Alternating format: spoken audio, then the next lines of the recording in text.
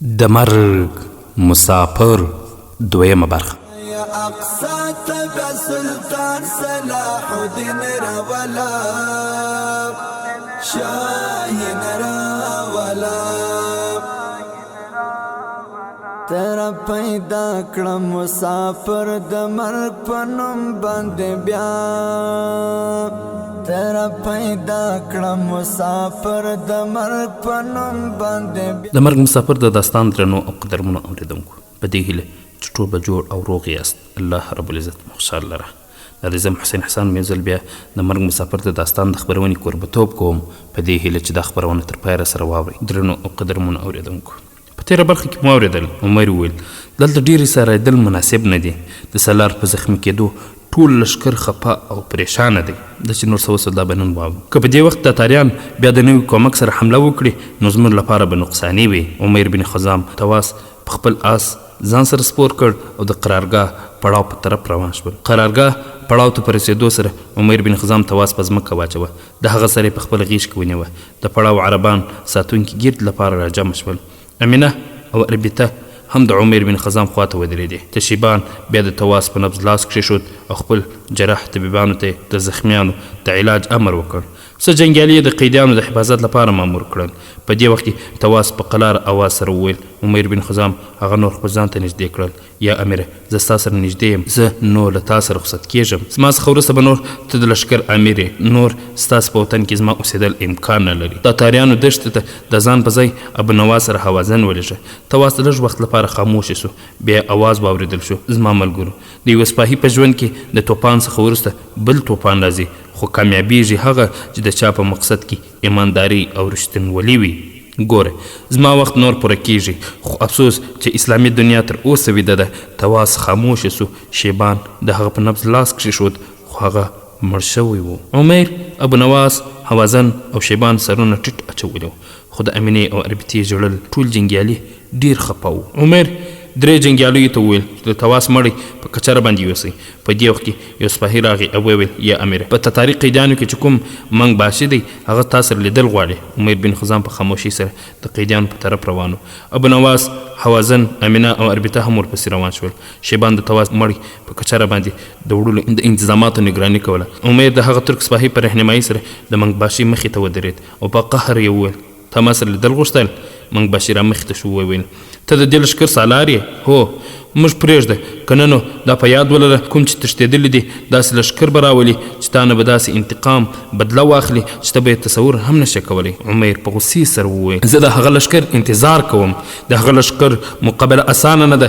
دا هم په یاد ولره چې موږ داسې قوم یو چې تر اوسه پورې مو ماته هم نه دی خوړلی. عمر ډیر په غوسه شو او وویل ته به کوه چټیات وایې تتاري. تاسو لښکر ته اول ځل زړورو بلغاریانو ماته درکړې ده، دوهم ځل د شیروان په ځای کې جلال الدین چې په هغې کې د چنګیز خان زوی تولی خان هم مړ شوی و، دریم ځل چنګیز خان ته په همدې میدان کې ماتې ورکړې ده، څلورم ځل سلطان جلال الدین د اصفهان او ری ترمنځ ورکړې وه، پنځم ځل همدا اوس په همدې میدان کې د اسلام عظیم جنرال تواس ماتې درکړه. هغه وویل زه له تا نه د رحم سوال کوم.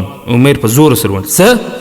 ولې ستاسو قوم د خراسان شاه د اترار ولایت والي امیر نیال په غوږونو او سترګو کې ویلې شوي صرف وانه چول چې له همدې عذاب سره تاسو ورته خندل او بیچاره په شهادت ورسېد؟ آیا تاسو قوم په قزوین 40,000 سمرقندي 10,000 او مرکي او 80,000 کسان په شهادت ونه رسول؟ مرو چې چنګیز خان د ښار څخه بهر نه امرونه ورکول د هغه په مخ کې ټول ښار ته اور واچوه. هغه د دولت د پیدا کولو لپاره د سلطان سنجر قبر ونه سپړه. آیا تاسو په بخارا کې قرآن پاک ټوټې ټوټې نه کړ چې بیا مو د زناورو مخ کې واچوه؟ زموږ علما کرامو په خپل محفلو کې په شراب څښلو او سندرو ویلو مجبور نه کړل؟ آیا تاسو په ترمیز کې د ټولو مسلمانانو بندیانو خېټې په چاقوګانو ونه شکولې؟ تاسو هغه چنګیز خان د نهر غاړي او کلانه چې 10 کسه د سرو زرو صندوقونه پټ نه کړل چې خوارزم شاه د امانت په توګه ساتلي وو چې دا 2 صندوقونه قیمت د ټول عراق ملک نه ډیر وو؟ وایه تاتاري ته اوس هم رحم غواړې د خپل نیک عمل په واسطه تاسو خو انسانیت بدنام کړی دی دلته به زه ستاسو سره هغه سلوک کوم کوم چې ستاسو ورونه یې زما له ورونو سره کوي تاتاري ستاسو قوم ویده شوي زمري راجګ کړي دي خو افسوس چې اوس هم مسلمانان ویده دي او چې په کومه ورځ هم راجګ شول نو تاسو ته به د دنیا هغه بل سر کې هم د پټېدو ځای نه وي بیا به موږ در سره خپل حساب او کتاب برابر کړو ستاسو د ظلمونو داستانونه زموږ په زړونو کې لیکل شوي دي ان شاء الله دا ورځ به ډیر ژر راځي تاتاري اخر وویل ما سره مقابله وکړه که ما وګټله نو زه او زما ټول ملګري به خوشي کوي او که مو وبایله بیا ستا څنګه خوښه وي امیر بن خزام په عجیب نظر ور وکتل او وویل آیا تاسو زموږ بندیانو ته همداسې موقع ورکوئ یقینا ستاسو جواب به نه وي خو بیا هم زه تیار یم اصفاهي ته یې وویل چې توره ورکړه خپله توره یې یو دم راویستله جنګیالي شاته لاړل مینګباشي مخکې شو حمله یې وکړه امیر د هغه وار په خپله توره ایثار کړ بیا یې داسې په تیزۍ سره حملې کولې چې مینګباشي شاته روان و تاتاري خپل حواس له لاسه ورکړل بیا یې حمله وکړه امیر د ډال په واسطه ایثار کړه تر څو چې تاتاري بیا ځان جوړاوه امیر د هغه سر له تنې څخه جدا کړی د بخارا تاریخ په نوم کتاب کې د ادمین ویمبر لیکلی دی قرآن پاک به یې ټوټې ټوټې کاوه ځناورو ته به یې واچوه په کوم صندوق کې چې به قرآن پاک ایښی و په هغې کې به یې ځناورو ته خوراک ورکاوه علما کرام به په زور سره په خپلو محفلونو کې په شراب څښلو او سندرو ویلو مجبورول د بخارا څخه یو راتښتېدلي سړي په شعر کې د بخارا داستان داسې بیانوي هغوی راغلل تباه یې کړل ویې سوځل هغوی راغلل تباه یې کړل ویې سوځل مړه یې کړل لوټ یې کړل او بیرته لاړل امیرمنین ویمبر وایي چې د څو پیغلو نجونو عظمتونه به یې د هغوی د خپلوانو مخکې لوټ کول چې ځینو به دا نسوه برداشت کولی نو ځان وژنه یې وکړه د بخارا قاضي بدرالدین او امام رکن الدین دې حالت ته په کتول سره ډیر سخت په غوسه شول په جنګ یې لاس پورې کړ او د شهادت درجه یې حاصله کړه ویلمبر وایي چې یوې ښځې رحم وغوښتلو چې زه به تاسو ته یو ډیر قیمتي ګوتمۍ درکړم که چېرته مو معاف کړم هغه ګوتمۍ تېره کړې وه چې تاتاریانو د هغې خېټه وشکوله او ګوتمۍ یې ترې راویستله او له دې وروسته د ټولو بندیانو خېټې وشکولې عمیر بن خزام خپل تور جګه کړه او تاتاري بندیانو ته یې وویل تاسو کې داسې څوک شته چې وایي زموږ سالار چا زخمي کړی دی یو تاتاري راوړاندې شو او ویل هغه زموږ منګباش و چې نوم یې اوتایي خان و هغه چېرته اوسیږي تلیم په کلا کې زموږ د جنګیالیو سالار دی زه هغه سره خوا کې جنګېدلم ستاسو سالار یې زخمي کړ بیرته په شا لاړ آیا ته به اوس ما معاف کړې امیر بن خزام ځواب ورنه کړ د تاتاریانو بندیانو د قتل حکم یې وکړ ترکان یو ګروپ حرکت راغی ټول بندیان د تیښ تیر کړل لښکر د هغه ځای نه حرکت وکړ هغه ځای ته راغلل په کوم ځای کې چې جنګ شوی و د خپلو شهیدانو د تپن کولو وروسته عمیر د خپل آس څخه کوز شو هغه ځای ته راغی په کوم ځای کې چې تواز زخمي شوی و د اسونو د ټاپونو نښې یې بوی کړې لښکر بیرته د جنوب مغرب په طرف روان شو لښکر مخې ته عمیر بن خزام د هغه نه وروسته ابو نواس او هوازن روان و عمیر بن خزام شپ طرف ته په کچره باندې د تواس مړی پروت و چپ طرف ته امینه او اربیته په خپله کچره ناستې وې 5 میله سفر کې ډیر خاموشي وه هیچ چا هم خبرې نه کولې سفر د اسونو د ټپونو اواز اورېدل کېده یو څلور لارې راغله امینې عمیر ته د ودرېدو وویل عمیر خپله توره هوا ته جګه کړه په ټول لښکر کې د ټولو اوازونه شول لښکر په خپل ځای ودرېد په څلورو لارې یو سړک صدابین کلي ته تللی و چېرته چې د امینې کلی و ښې طرف ته د 6 میله په اندازه د تلم کلا مینا ښکاره کېده امینې د عمیر طرف ته وکتل په ژړغونې اواز یې وویل دا مخامخ زموږ کلی دی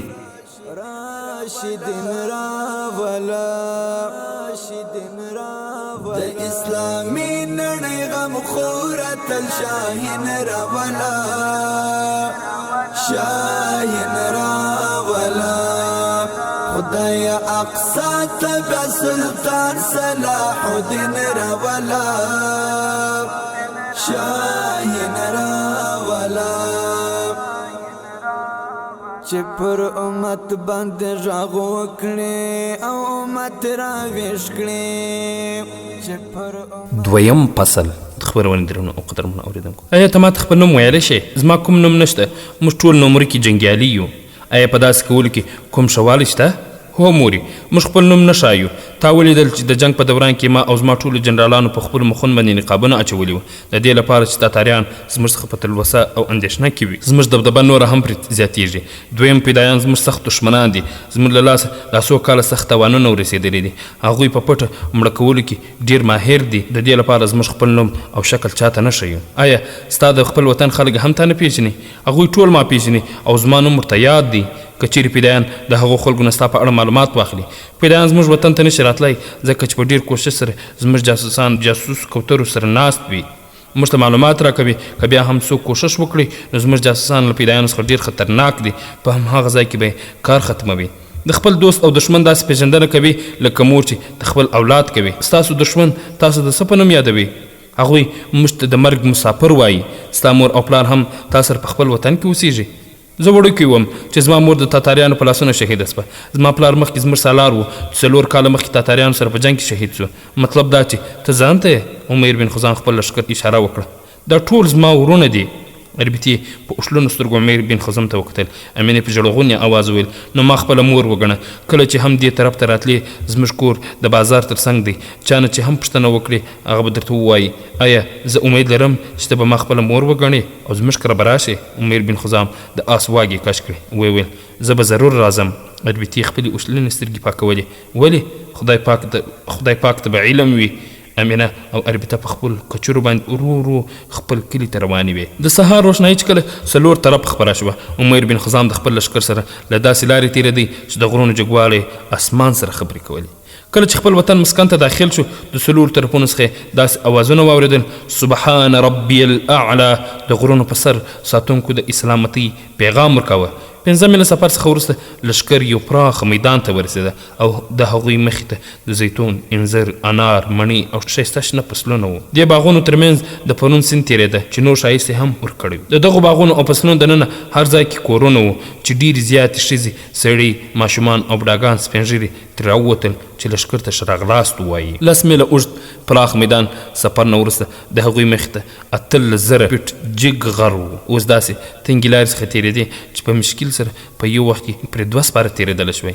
دې غرنۍ لارې ته په داخلېدو سره معلومیږي چې د لارې دیوالونه قدرتي نه بلکې د انسان په لاس جوړ شوي دي. د لښکرو یو پړانګ سختې او تنګې لارې څخه بیا یو ځل پراخه هواره میدان ته ورسېدل چې 4 طرفه غرونه د دیوال په شانتې وو چې جګ او نه ماتېدونکي وو. د مرګ مسافرو اصلي وطن و. د دې وطن مسکن 4 طرف 20 میله باغونه او فصلونه د دوی ملکیت و. په دې فصلونو او باغونو کې چې کومو خلکو د شپې او ورځې سخت محنت څخه وروسته خپل لښکر ته غذا او میوه‌جات تیارول، سیند په غاړه د ماهي نیونکو تعلق هم له دوی سره و. لښکر چې کله خپل غرني قدرتي کلا ته داخل شول، مخې ته یې لږ فاصلې سره د تیږو جوړ شوي کورونه ښکاره کېدل. په وسلو سمبال ډېر زیات خلک د لښکر ښه راغلاس راووتل چې د وطن مسکن حفاظت لپاره پاتې شو. تعداد یې تقریبا 2,000 ته رسېده. ښځې خپلو بارونو په سر ولاړې وې. د لښکر ښه راغلاس لپاره د مسکن حفاظت کوونکي 2,000 جنګیالي سالار چې یو عرب و په منډه د عمیر بن خزام خواته راغی. د هغه نوم هشام و. د عمیر بن خزام د آس واګې ونیولې. د تواز د مړي طرف ته اشاره وکړه. یا امیره ولې سالار شهید شوی دی؟ عمیر بن خزام په خولې څه هم ونه ویل. سر یې د هو په اشارې سره وخوځاوه. د ټولو څخه مخکې د تواز د شخېدو تکفین تیاری وشو. وروسته ټول لښکر هوار میدان ته راغی. د خوراک لپاره د مڼو او زیتون ونې لاندې ډلې ډلې کېناستل. لښکر لا لرې و چې جاسوسانو د لښکر راتګ خبر ورکړی و، نو ځکه ډوډۍ د هغوی له راتګ څخه مخکې تیاره شوې وه.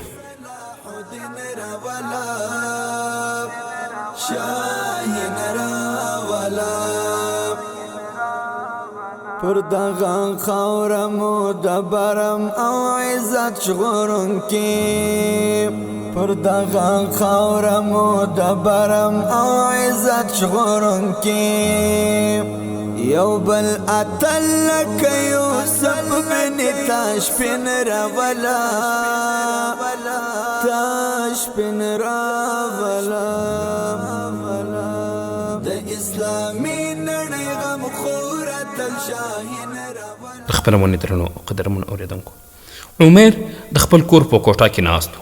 مخې ته ابونواس، هوازن، جراح، شیبان، یو عربي سالار، هشام، ابونواس، یو بربري نایب، جابر او د هوازن نایب ترک د باح ناست. ټول په ډېر غور سره عمر بن حزام ته کتل. عمر ابونواس ته وویل ابونواس ته به سبا د هوازن سره د دشت تاتار په طرف روان شي. ابونواس سر ټیټ کړ او وویل صحیح ده امیره. عمر بیا وویل جابر ته به د څو افریقایي ملکونو په دوره لاړ شې، یو څه رضاکار جنګیالي تیار کړي. شهام ته به عربي ملکونو ته لاړ شې، او رباح ته له ترکي ملګرو سره مصر ته لاړ شې، ځکه چې خلک اوس زموږ مقدس فرض سره اشنا شوي دي. دا خلک به ضرور زموږ مدد کومک ته راشي.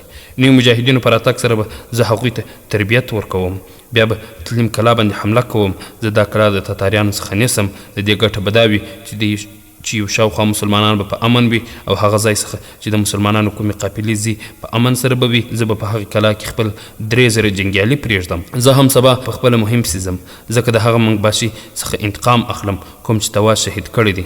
جابر او رباح تاسو دواړه به هم ما سره ځئ. ابو نواس ورته وویل ولې زه او حوازن په دې مهم کې شامل نه یو؟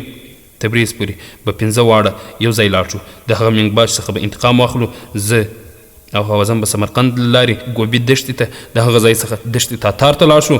تاسو هشام او رباح به بیرته خپل وطن مسکن ته راشئ.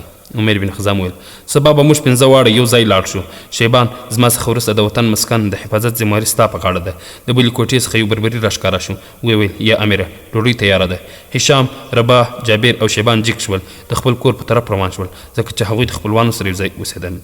عمر، ابو نواس او حوازن څوک خپلوان نه درلودل، ټول په یو کور کې اوسېدل. هغوی هم جګ شول، بل کوټې ته لاړل او په شریکه ډوډۍ ته کېناستل. عمر بن خزاعي یو ورځ د صدابین هغه سرای ته ورسېد چې د یو میل په اندازه د تاتاریانو تلیم کلا پرته وه. هغه د یو راهین په لباس کې و چې په غاړه کې د 100,000 صلیب هم اچولی و. هغه پس ابو نواس، حوازن، هشام او جابر هم روان و. عمر د خپل آس څخه کوز شو، په خپل لاس کې د 100,000 صلیب ونیو. د سرای مالک ته ورغی. د سرای مالک هم عیسوي و. کله چې د عمر سره صلیب ولید نو په ډېر احترام سره ویل محترم راهبه زه ستاسې خدمت کولی شم؟ عمر د 100 سپینو زرو سکې راواخیستې، د هغه په لاس کې یې کېښودې او وویل ما ته داسې کوټه راکړه چې زه او زما 4 ملګري هم راسره اوسېږي. سرای مالک په ډېر احترام سره بیرته ټولې پیسې ورکړې. ستاسو د عیسوي دین حفاظت کوونکي یاست، زه له تاسو څخه هېڅ شی هم نه اخلم. عمر په تاکید سره وویل واخله ستاسو حق دی. د سرای مالک ټول پیسې بیرته عمر بن خزام ته په ورغوي کې کېښودې او د لرګي صندوق نه یې کیلي راواخیسته او عمر بن خزام ته یې وویل تاسو ما سره راشئ چې زه درته کوټه وښیم. سرای مالک ورته کوټه وښوده. په دومره وخت کې ابو نواس، حوازن، هشام او جابر هم را ورسېدل. عمر بن خزام د سرای مالک ته ویل دا ټول زما ملګري دي، د عیسوي دین حفاظت کوونکي دي. موږ تاتاریان نوي حقان او غدای خان ته د مبارکۍ پیغام وړو. موږ به 3 ورځې ستا په سرای کې پاتې شو. د دې څخه وروسته به د خپل منزل په طرف روان شو. زما ملګرو ستا په غوجلخانې کې اسونه تړلي، د هغوی د خوراک بندوبست وکړه. وروسته زموږ کوټې ته انګېټۍ نغرۍ راوړه چې اور پکې بل کړو. سرای مالک په احترام سره سر ټیټ کړ، په شا لاړ. عمر بن خزام د خپل ملګرو سره کوټې ته داخل شو. ډوډۍ خوړلو څخه وروسته ټول د انګېټۍ نغري خواته ناست وو چې بهر د سرای په دروازه کې د اسونو د ټاپونو اواز واورېدل شو. عمر بن خزام ودرېد، د کوټې څخه د باندې ووت. ګوري چې څو تاتاریان د سرای په دروازه کې ودرېدل. عمر بن خزام ورته وکتل چې په سرای کې داخل شول او په یوه میز باندې کېناستل. شراب څښل یې شروع کړل. عمر بن خزام په احتیاط سره لاندې راغی، په ناسته د اسونو خواته ورغی. د ټولو اسونو مخ پښې یې بوی کړې. شاید هغه مایوسه شوی بیرته راغی، خپل کوټې ته د انګېټۍ نغري سره کېناست. بهر تاتاریانو شراب څښلو څخه وروسته شور جوړ کړ. عمر بن خزام ټوله ورځ په دې مصروف و چې کوم تاتاري به راغی د هغه د اسونو ټاپونه به یې بوی کول. په 2مه ورځ هم ټوله ورځ د تاتاریانو د اسونو ټاپونه بوی کول، مګر کامیاب نه شو. ورځ تېره شوه. کله چې ماښام شو عمر بن خزام راغی او انګېټۍ نغري سره کېناست. د تاتاریانو کومې نوې ډلې انتظار یې کوه. بهر موسم ډېر یخ و او واوره شروع شوې وه. زړه راښکونکی موسم و. بهر د اسونو ټاپونو اواز واورېدل شو. عمر بن خزام جګ شو. ګوري چې تاتاریان د خپل اسونو سره سرای ته داخل شول. عمر بن خزام بهر راووت. په تیاره کې د اسونو ټاپونو بوی کول. مسکی شو، شاید په خپل مقصد کې کامیاب شوی دی. جګ شو او آس په شا باندې وټپاوه. ځان سره یې ویل انشاء الله ستا د مالک به نن اخري شپه وي. عمر په یو نوي عزم سره د سرای دننه نوي کوټې ته داخل شو. د تاتاریانو سره خوا کې ودرېد. لږ وخت لپاره یې هغوی ته کتل. بیا وویل بورجي ګون وارثانو، زه د خپلو ملګرو سره ستاسو نوي حقان غدای خان ته ورځم. که تاسو ماته د هغه مزاج باره کې لږ معلومات راکړئ. ټولو تاتاریانو په ډېر دلچسپۍ سره د هغه طرف ته کتل او یوې خالي کرسۍ چوکۍ طرف ته اشاره وکړه. ته له څه وجې زموږ نوي حقان سره ګورې؟ ما اورېدلی دي ستاسو حقان د تورې وهلو او پهلوانۍ ډېر شوقي دي. ما سره 2 داسې ځوانان دي چې په تور وهلو او پهلوانۍ کې مثال نشته. زه خپله هم ډېر څه کولی شم. د حقان لپاره تاتاریانو په ډېر دلچسپۍ سره پوښتنه وکړه ته څه کولی شې؟ زه د آس فرجای بوی کوم. ویلی شم چې د هغه آس کوم یو دی. د انسان لاس ګورم. ډاډمن ویلی شم چې په هغه څه تیر شوي دي. بورجیګون یو وحشي انسان و. د دوی په وینا خپل نیکه یې ګاڼه او ځانونه یې د هغه وارثان ګڼل. یو تاتاري سمدستي خپل لاس د عمیر په طرف وروشت کړ او ویې ویل او په ډېرې تلوسه سره یې پوښتنه وکړه زما لاس وګوره زما حالت بیان کړه. عمیر بن خزام جګ شو او ویې ویل ودرېږه زه خپل ملګرو ته وایم چې ډوډۍ وخوري زما انتظار ونه کړي. زه پوهېږم چې زه به تر ډېره وخته پورې ستا سره ناست یم. لاړ شه ووایه خو ژر بېرته راشه. عمیر بن خزام کوټې ته راغی د انګېټۍ نغري سره ودرېد. خپل ملګرو ته یې ویل د کوم منګباشي چې موږ انتظار کوه بهر ناست دی. ابنواس او حوازن تاسو د شا طرف څخه غجل ته لاړ شئ خپل اسونه ورسره واخلئ د سرای څخه بهر ووځئ. کله چې زه د هغو اسونو سره ودرېدلم تاسو دواړه به راشئ. ابنواس ته زما د سر اشارې ته ګوره چا طرف ته چې زه اشاره کوم هغه به د ځان سره جګ کړې. د جګېدو څخه وروسته به په خپل آس صدبین د کلي په طرف بوځې. ستا حفاظت لپاره به حوازن تا سره وي. ښکاره خبره ده چې نور تاتاریان به تاسو پسې درځي. په دې وخت کې به زه شور جوړ کړم چې عطای خان پیدایانو د مرګ کلا خواته وتښتو. زما شور چې واوري هشام او جابر به هم بهر راشي نو موږ به د تاتاریانو پسې شو. اوس زه ورځم تاسو هم د شا طرف څخه لاړ شئ. عمیر بن حزام راغی تاتارانو سره کېناست. همهغه تاتاري بیا لاس د عمیر په طرف وروشت کړ او ویل زما د تېر شوي وخت باره کې معلومات راکړه. که چېرته زه مطمئن شوم نو زه تا ته په یقین سره ویلی شم چې ته به زموږ حقان هم خوشحاله کړې. تا ته به ډېر غټ انعام درکړي. عمیر بن خزام د تاتاري لاس په خپل لاس کې واخیست. ستا څه نوم دی؟ هغه خپله کرسۍ چوکۍ نوره هم د عمیر طرف ته نږدې کړه. زما نوم د مرګ مسافر د داستان درنو او قدرمنو اورېدونکو دا چې نور څه وسول دا به په راتلونکي خپرونه کې واورو ان شاء الله تعالی. دا خپرونه ما محسن حسن چمتو او تاسو ته وړاندې کړه. در بیا ستاسو په درنه حضور کې حاضرېږو. تاسو ټول پرې الله جل جلاله سپارو. السلام علیکم ورحمة الله وبرکاته. باندې غږ وکړې او امت راویښ کړې چې پر امت باندې غږ وکړې او امت راویښ کړې داسې غازان پر دغه واړه سرزمین راوله سر زمین راوله د اسلامي نړۍ غمخوره تل شاهین راوله شاهین راوله خدای اقصا تبع سلطان صلاح الدین راوله شاهین راوله